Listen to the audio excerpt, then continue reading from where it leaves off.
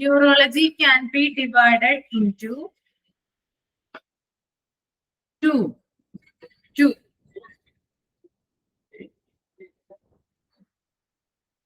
One neurology department.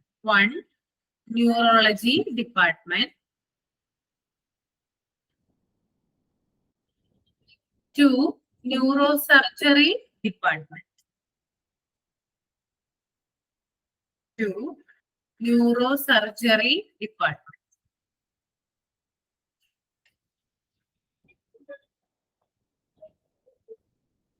അടുത്തത് എഴുതാം ophthalmology കേട്ടോ. Ophthalmology.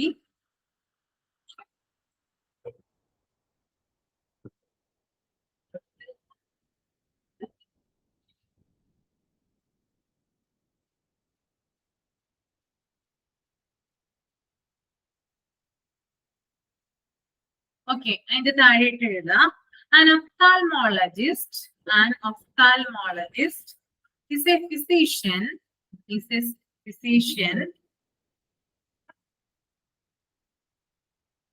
who specialized in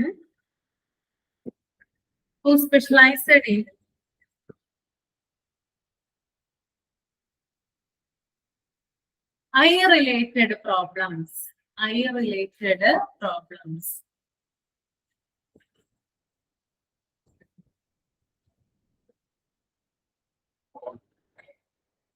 An ophthalmologist is a physician who specialized in eye-related problems.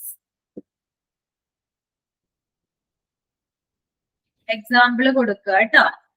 എന്തൊക്കെയാണ് I related problems എന്ന് example ആയിട്ട് കൊടുക്കുക. Glaucoma, GLAUCOMA, glaucoma.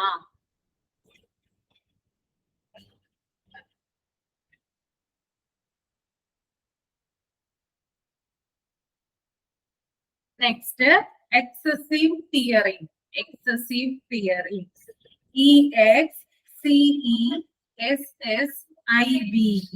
excessive tearing.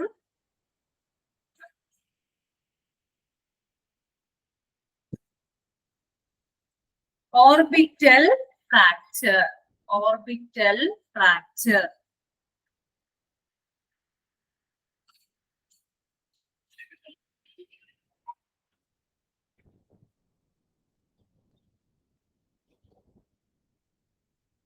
Okay, അപ്പൊ ophthalmologist എന്ന് പറയുന്നത് എന്താണ്? അദ്ദേഹം കണ്ണുമായി ബന്ധപ്പെട്ട അല്ലെങ്കിൽ നമ്മുടെ ഐയുമായി ബന്ധപ്പെട്ടുള്ള പ്രോബ്ലംസിനെ ട്രീറ്റ് ചെയ്യാനിരിക്കുന്ന ഒരു ഫിസിഷ്യനെയാണ് നമ്മൾ ഒഫ്താൽമോളജിസ്റ്റ് എന്ന് പറയുന്നത്.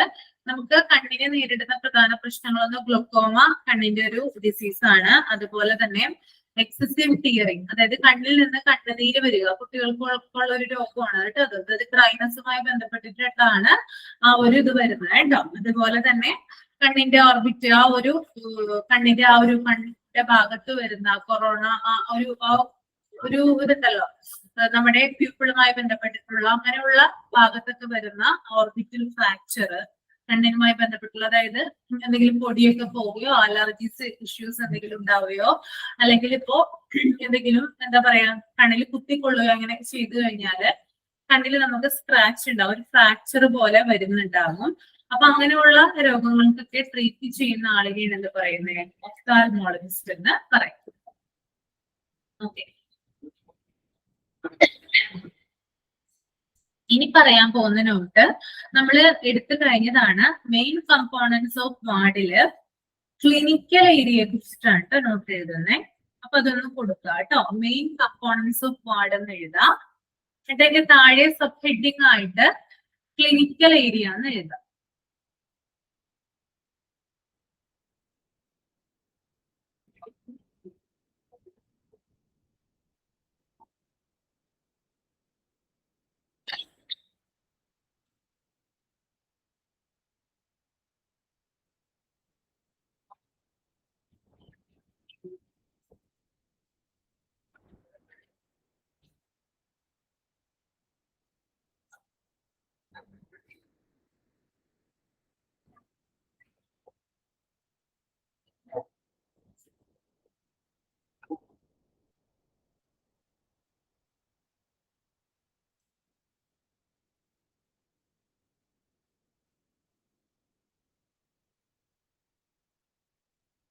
ക്ലിനിക്കൽ ഏരിയയുടെ എക്സ്പ്ലനേഷൻ ആണ് പറയാൻ പോകുന്നത് കേട്ടോ.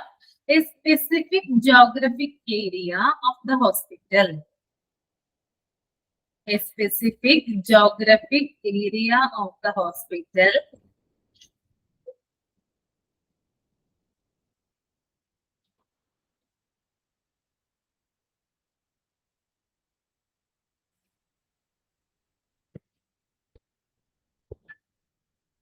devoted to the diagnosis,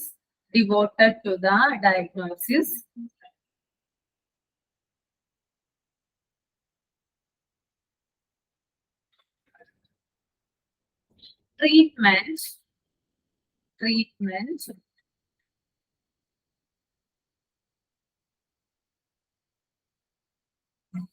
and care of patients,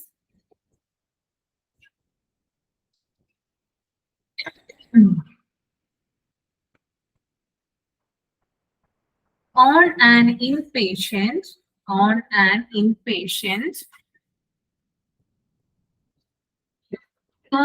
outpatient,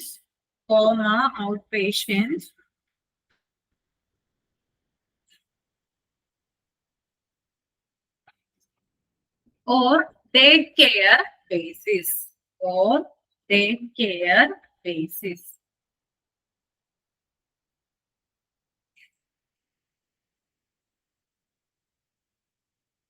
ഒന്നുകൂടി വായിക്കാം കേട്ടോ.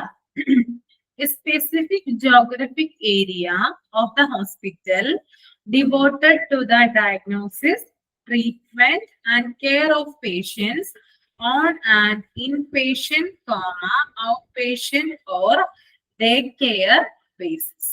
Okay.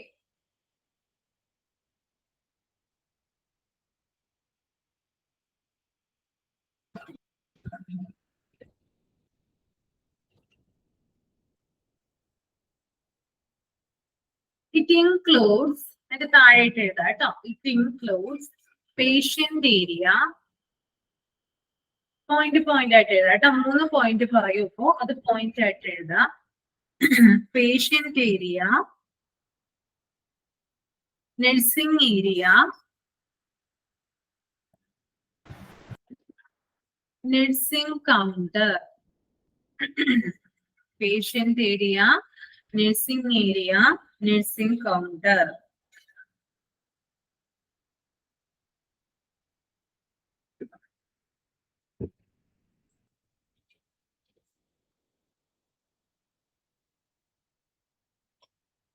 Next, what is a clinical facility?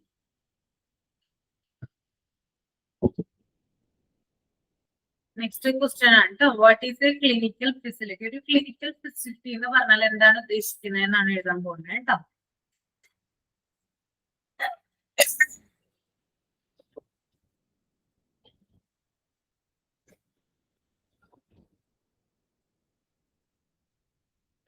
Locations where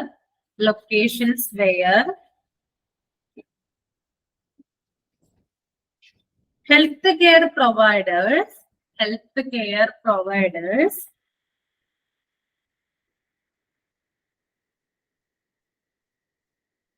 directly care for patients,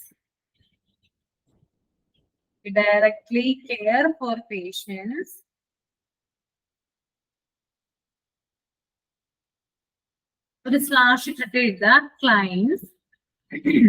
clients under the supervision of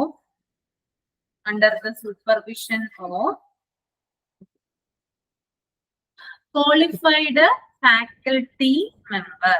Under the supervision of qualified faculty member.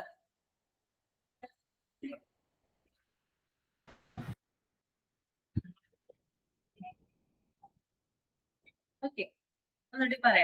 Locations where healthcare providers directly care for patients, clients under the supervision of qualified faculty member. അതായത് നമ്മൾ പേഷ്യൻസിന് എന്താണ് directly care കൊടുക്കുന്ന ഒരു area എന്ന് പറയുന്നത് health care facility എന്ന് പറയുന്നത്. അവിടെ സൂപ്പർവിഷൻ ചെയ്യുന്നത്, രോഗികൾക്ക് മേൽനോട്ടം കൊടുക്കുന്നത് ഒരു ക്വാളിഫൈഡ് ആയിട്ടുള്ള ഫാക്കൽറ്റി മെമ്പർ ആയിരിക്കും. അപ്പോ സാധാരണ അതായത് മൈൻഡിൽ ഇങ്ങനെ ഓർത്ത് വെച്ചാൽ മതി, നമ്മൾക്ക് രോഗിക്ക് ശരിയായിട്ട് പരിചരണം കിട്ടുന്ന ഏരിയയാണെന്ന് പറയുന്നത് ഹെൽത്ത് കെയർ ഫെസിലിറ്റി എന്ന് പറയും. ഓക്കെ, മനസ്സിലായോ ശരിക്ക്?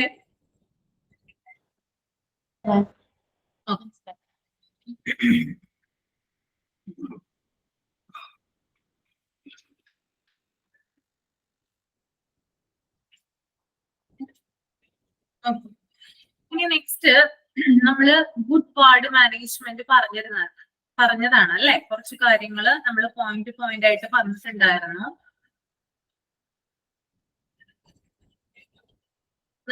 Factors involved in good management കുറച്ച് കാര്യങ്ങൾ നമ്മൾ പറഞ്ഞിട്ടുണ്ടായിരുന്നു.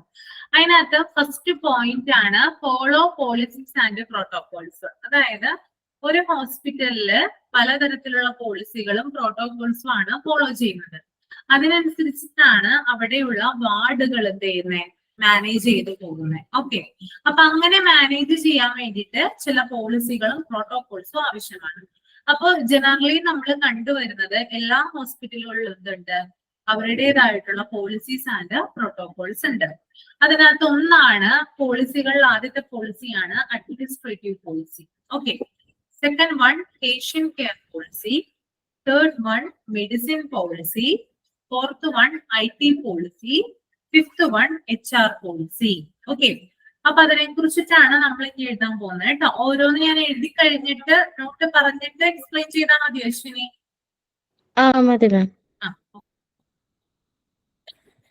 അപ്പൊ എഴുതാം, ഗുഡ് വാർഡ് മാനേജ്മെന്റ് എന്ന് ഹെഡിങ് കൊടുക്കാം.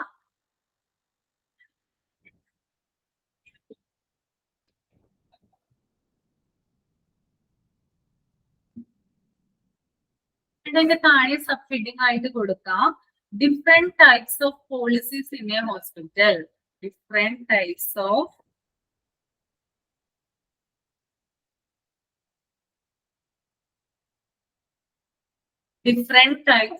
policies in a hospital.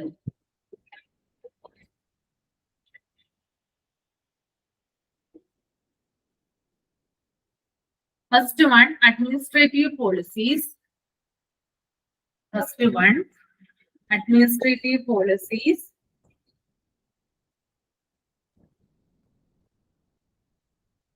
Second one, patient care policies.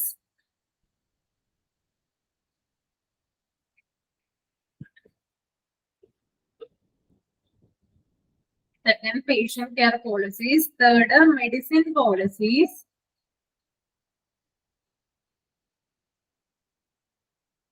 Third, medicine policies.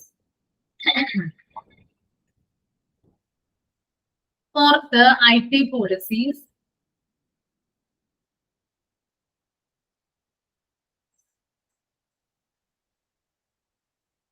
Fifth, HR policies. Fifth, HR policies.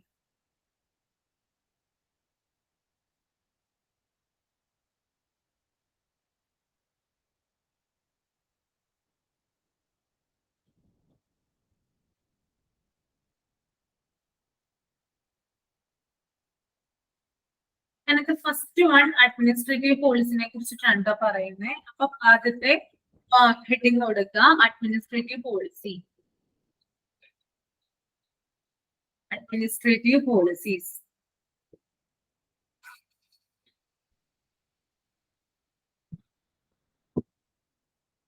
Another first point is the hospital administrative policies. Hospital administrative policies.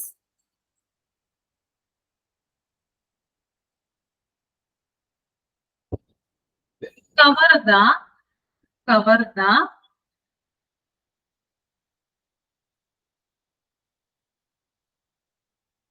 day-to-day business operation of the hospital.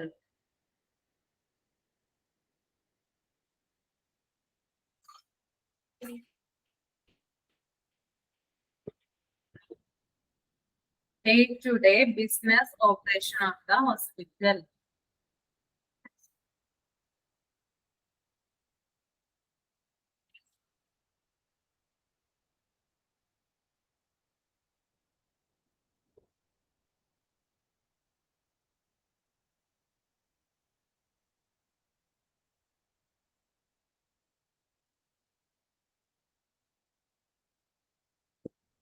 രണ്ടാമത്തെ point, they help everything, they help everything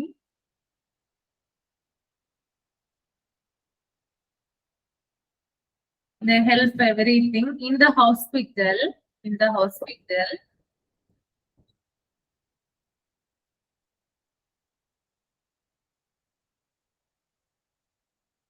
run smoothly, smoothly ട്ടോ, easy ആയിട്ട്.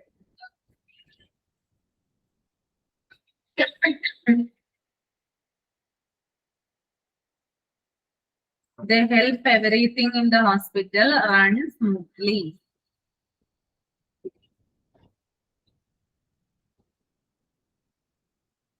ഇനി third point എഴുതാം കേട്ടോ. Administrative policies, administrative policies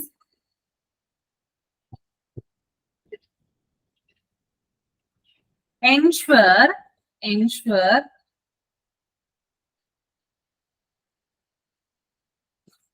that the hospital has the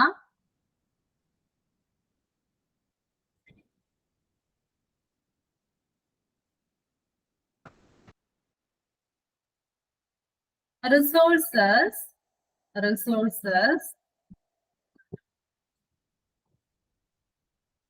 it needs to operate. It needs to operate.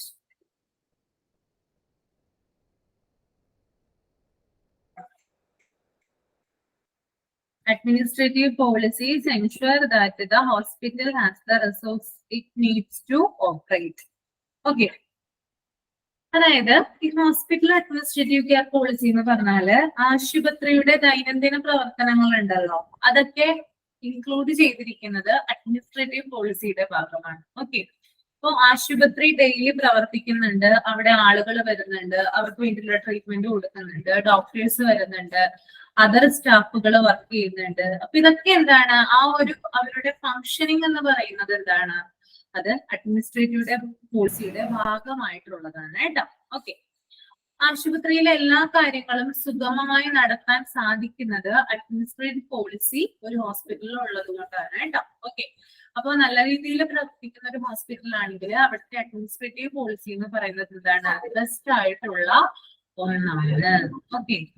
ഇനി ആശുപത്രിക്ക് പ്രവർത്തിക്കാൻ വേണ്ട ഉപകരണങ്ങൾ ഉണ്ടോ എന്ന് ഉറപ്പുവരുത്തുന്നത് അഡ്മിനിസ്ട്രേറ്റീവ് പോളിസിയുടെ ഭാഗമാണ്. ഇപ്പൊ നമുക്കറിയാം ഹോസ്പിറ്റൽ ആയതുകൊണ്ട് എന്താണ്, ധാരാളം എക്യുപ്മെന്റ്സും കാര്യങ്ങളൊക്കെ എവിടെ വേണം, ഹോസ്പിറ്റലിൽ വേണം. അപ്പൊ അതൊക്കെ ഉണ്ടോ എന്ന് ചെക്ക് ചെയ്യേണ്ടത് ഇതിന്റെ ഭാഗമായിട്ടാണ്, അഡ്മിനിസ്ട്രേറ്റീവ് പോളിസിയുടെ ഭാഗമായിട്ടാണ്.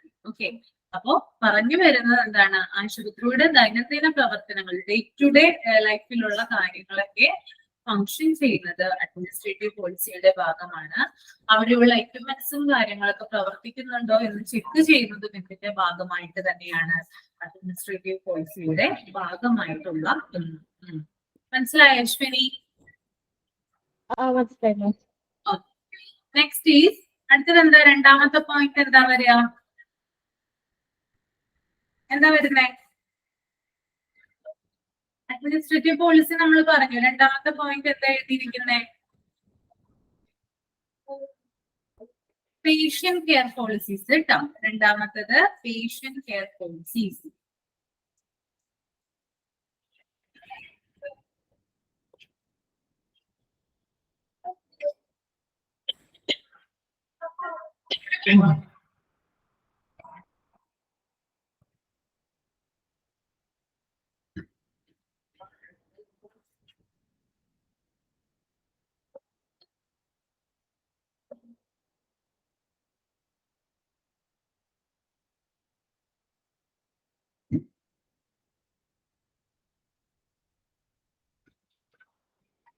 Okay.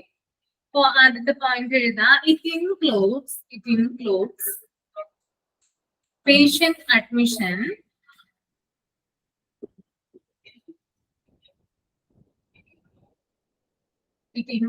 patient admission, comma discharge, comma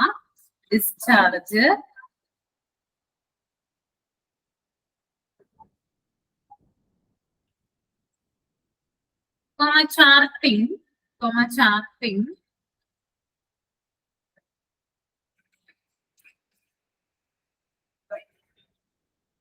procedures, procedures,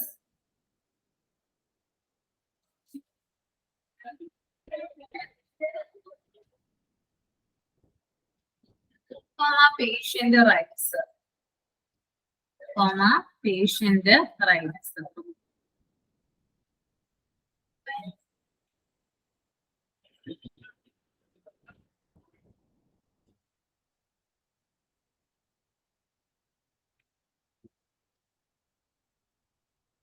Okay. Next point is that.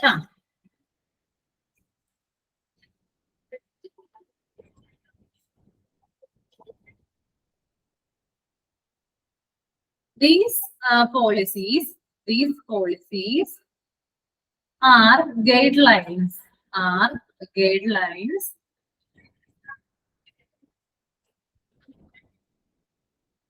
for how doctors and nurses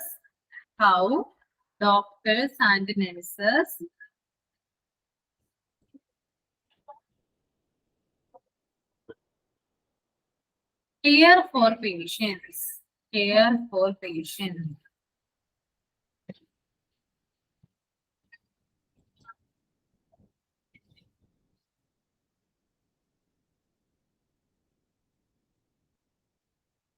These policies are guidelines for how doctors and nurses care for patients. Okay, any next point ezhudha.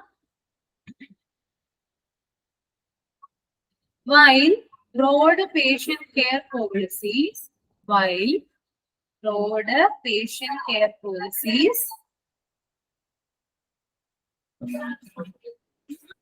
Ma'am, ഒന്നുകൂടെ പറയത് എന്താ മൂന്നാമത്തെ point ഒന്നുകൂടെ പറയാം. while WHILE, while broad patient care policies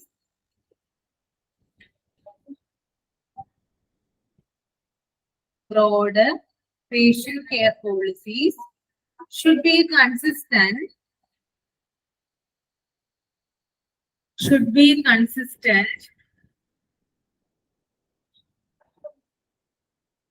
across the hospital,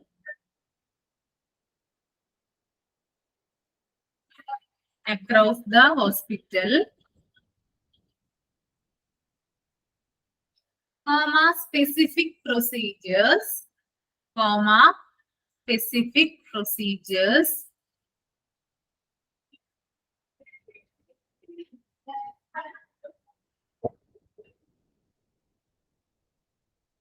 may differ between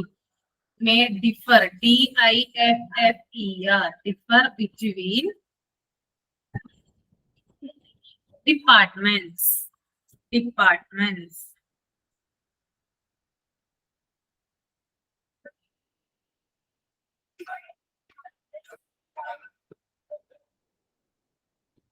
The oncology ward, different set of procedures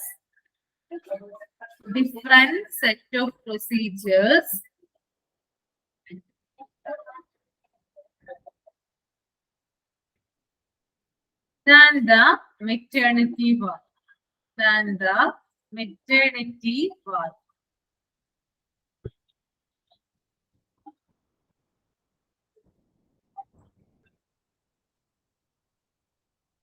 Okay.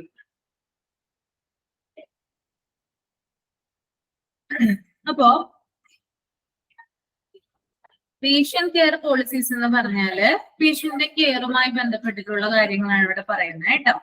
അതായത് ഡോക്ടർമാരും നഴ്സുമാരും രോഗികളെ എങ്ങനെ പരിപാലിക്കുന്നു എന്നതിനുള്ള മാർഗനിർദ്ദേശങ്ങളാണ് ഈ നയങ്ങൾ.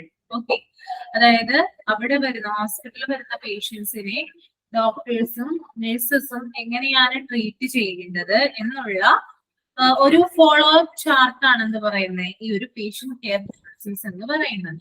ഓക്കെ, ഇനി അതിനകത്ത് ഉൾപ്പെടുന്നത് പേഷ്യന്റിന്റെ അഡ്മിഷൻ പേഷ്യന്റ് കെയർ പോളിസിയുടെ ഭാഗമായിട്ടുള്ളതാണ്. Discharge, charting, procedures, patient rights, ഇതൊക്കെ എന്തിന്റെ ഭാഗമായിട്ടുള്ളതാണ്?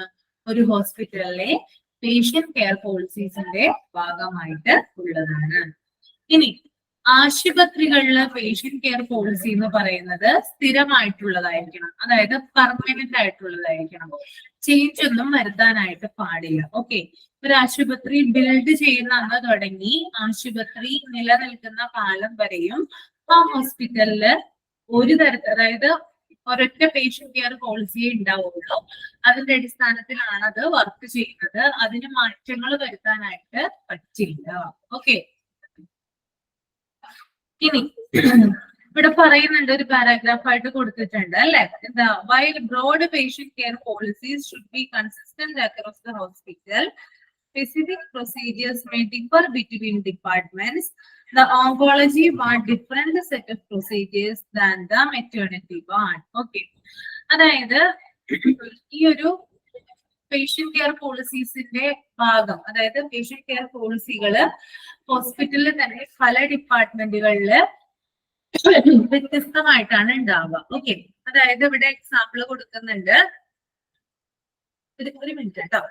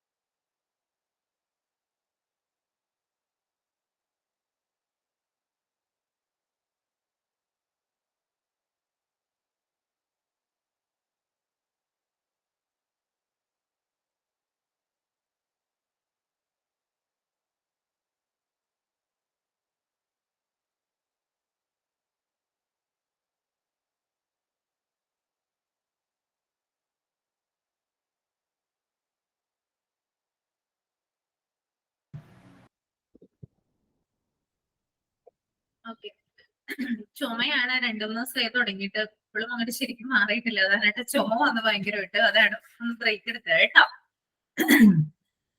അപ്പൊ പറഞ്ഞു നിർത്തിയത്, ഓങ്കോളജി ഡിപ്പാർട്ട്മെന്റിന് ഉണ്ടായിരിക്കുന്ന ഹോസ്പിറ്റൽ പോളിസി അല്ല, അതായത് ഈ ഒരു പേഷ്യന്റ് കെയർ പോളിസി അല്ല മെറ്റേണിറ്റി വാർഡിന് ഉണ്ടായിരിക്കുക. 2 ഡിപ്പാർട്ട്മെന്റും തമ്മിൽ വ്യത്യാസമുണ്ട് അല്ലെ, ഡിഫറെന്റ് ആണ്. കാരണം മെറ്റേണിറ്റി വാർഡ് എന്ന് പറയുന്നത് പ്രസവാനന്തര വാർഡാണ് അല്ലെ. അവിടെ ഫോളോ ചെയ്യുന്ന, അവിടെ എങ്ങനെയാണോ രോഗിയെ പരിചരിക്കുന്നത് അതുപോലെ ആയിരിക്കില്ല ക്യാൻസർ ഡിപ്പാർട്ട്മെന്റിലെ ഒരു രോഗിയെ നമ്മൾ പരിശോധിക്കാം. അപ്പൊ രണ്ടിനും എന്തുണ്ട്, വ്യത്യാസമുണ്ട്.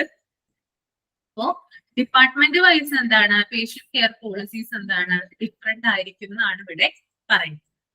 ക്ലിയർ ആയി അശ്വിനി? ക്ലിയർ ആയി ma'am. Okay. Next medicine policy. Medicine policies കേട്ടോ. Medicine policies.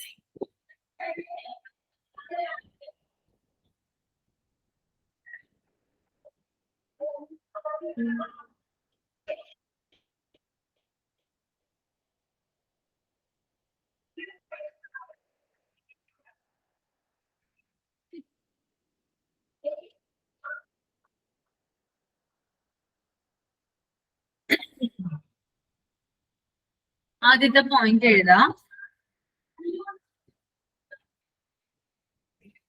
Studies have shown that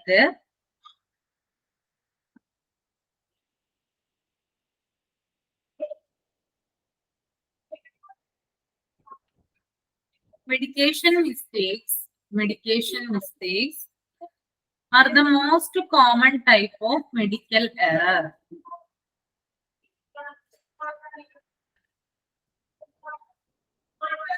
Studies have shown that medication mistakes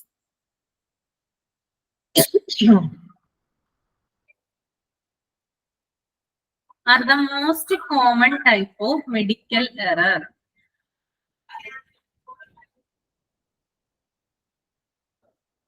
രണ്ടാമത്തെ പോയിന്റ് എഴുതാം.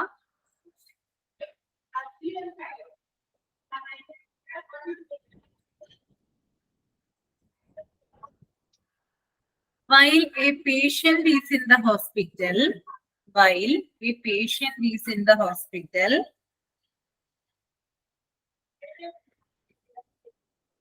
doctors and nurses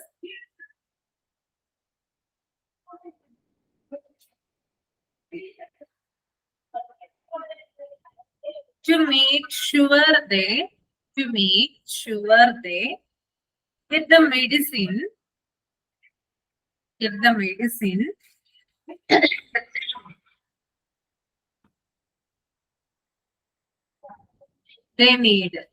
they need.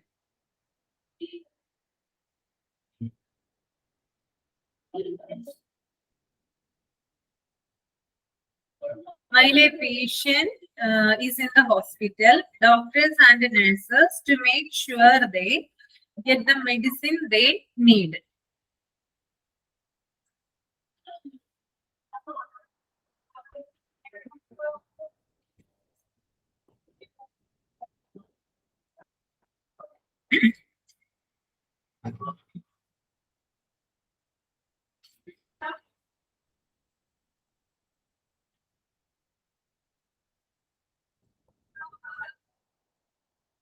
അടുത്ത പോയിന്റ് എഴുതാം. If a patient is given the wrong prescription,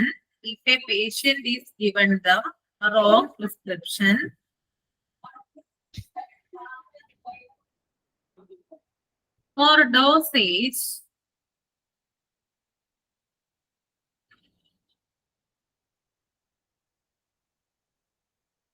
it can be deadly.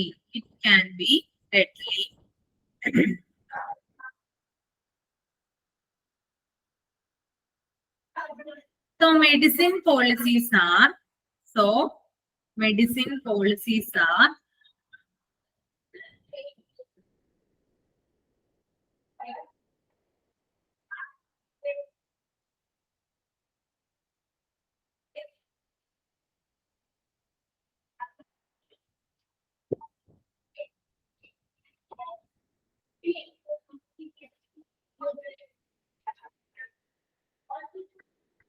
ഇവിടെ പറഞ്ഞു കഴിഞ്ഞാൽ it can be deadly ആണോ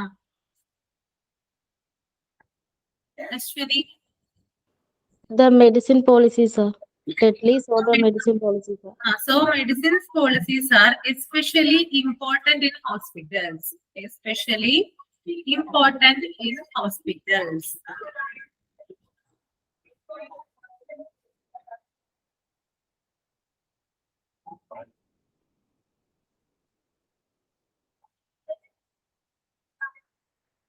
It includes അതിനകത്ത് എന്തൊക്കെ കാര്യങ്ങളാണ് ഉൾപ്പെടുന്നതെന്ന് നോക്കാം. It includes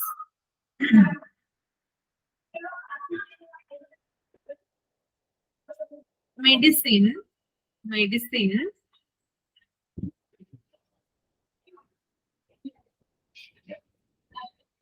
inventory control,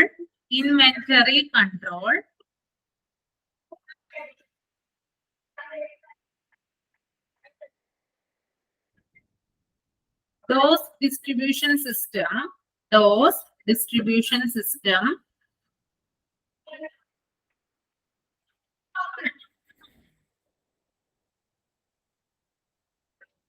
disposing of expired drugs.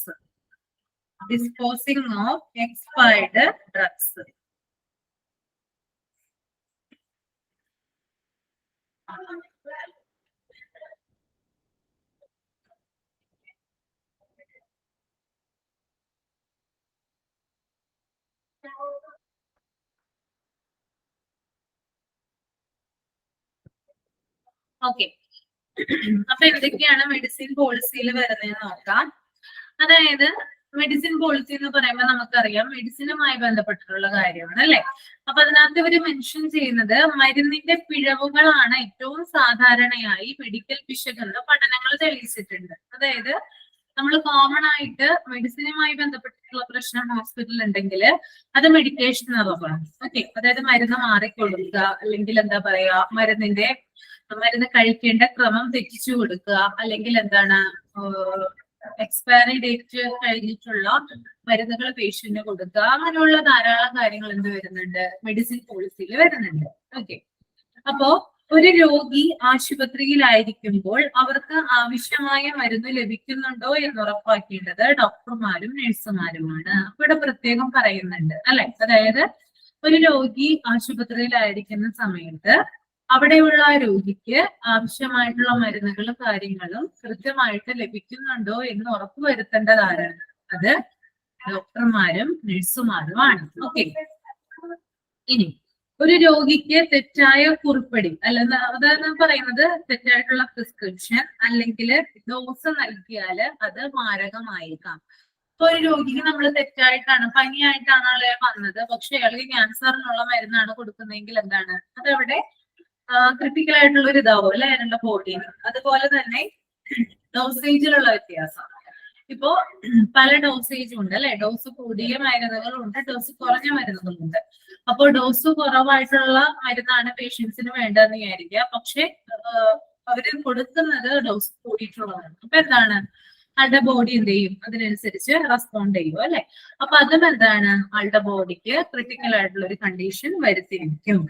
അപ്പോ ഇങ്ങനെയുള്ള കാര്യങ്ങൾ ശ്രദ്ധിക്കാൻ വേണ്ടിയിട്ടാണ്, അതായത് മരുന്നുകള് രോഗിക്ക് വേണ്ട വിധത്തിൽ കൃത്യമായി നൽകാനും എന്താ പറയാ തെറ്റുകുറ്റങ്ങളൊന്നും കൂടാതെ തന്നെ മുമ്പോട്ട് പോകാനും വേണ്ടിയിട്ടാണ് ആശുപത്രികളില് മെഡിസിൻ പോളിസികള് നമ്മൾ ക്രിയേറ്റ് ചെയ്യുന്നത് കേട്ടോ. ഓക്കെ, പിന്നെ അതുപോലെ തന്നെ അത് വരുന്ന ചില കാര്യങ്ങളാണ് മെഡിസിനുമായി ബന്ധപ്പെട്ടിട്ടുള്ള കാര്യം, പിന്നെ മരുന്നിന്റെ ഡോസ് ഡിസ്ട്രിബ്യൂഷൻ, അതുപോലെ തന്നെ കാലാവധി കഴിഞ്ഞ മരുന്നുകളുടെ നശിപ്പിക്കല്, അങ്ങനെയുള്ള കാര്യങ്ങളൊക്കെ മെഡിസിൻ പോളിസിയിലാണ് വരുന്നത്. ക്ലിയർ ആയോ? ക്ലിയർ. നെക്സ്റ്റ് IT പോളിസീസ് കേട്ടോ. IT policies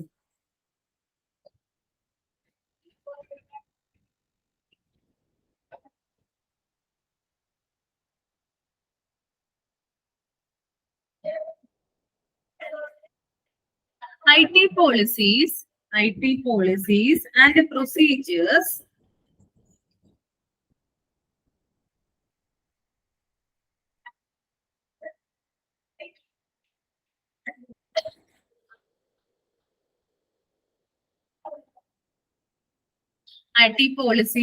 procedures for hospital should be set up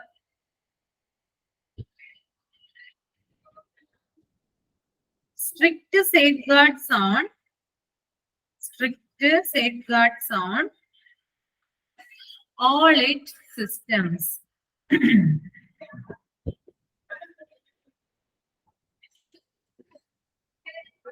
all its system.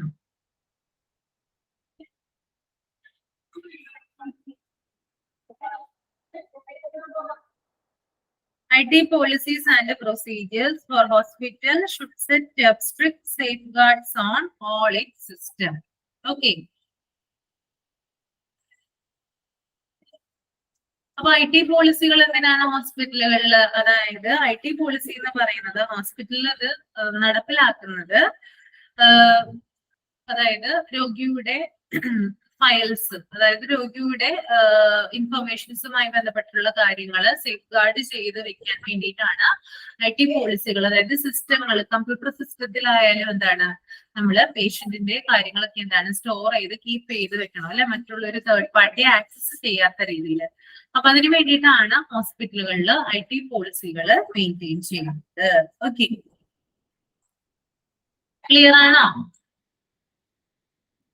അതെ മാം. ഓക്കെ, നമുക്ക് HR പോളിസി നാളെ എഴുതാം കേട്ടോ. കുറച്ച് ഇത്തിരി കൂടുതലായിട്ടുണ്ട്, കഴിയില്ല എഴുതിയാല്. ഇത്രയും കാര്യങ്ങൾ മനസ്സിലായോ?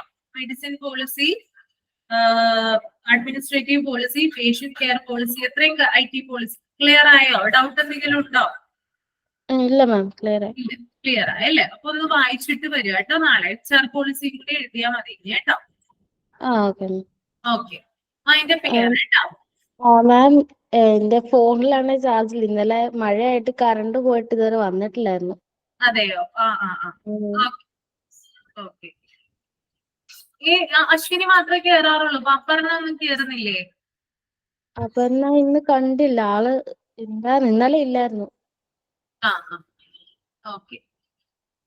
അപ്പൊ ക്വസ്റ്റ്യൻസ് ഞാൻ കൊടുത്തേക്കാം കേട്ടോ, ചെയ്ത് നോക്കാം കേട്ടോ. ശരി. Okay, thank you. Thank you ma'am.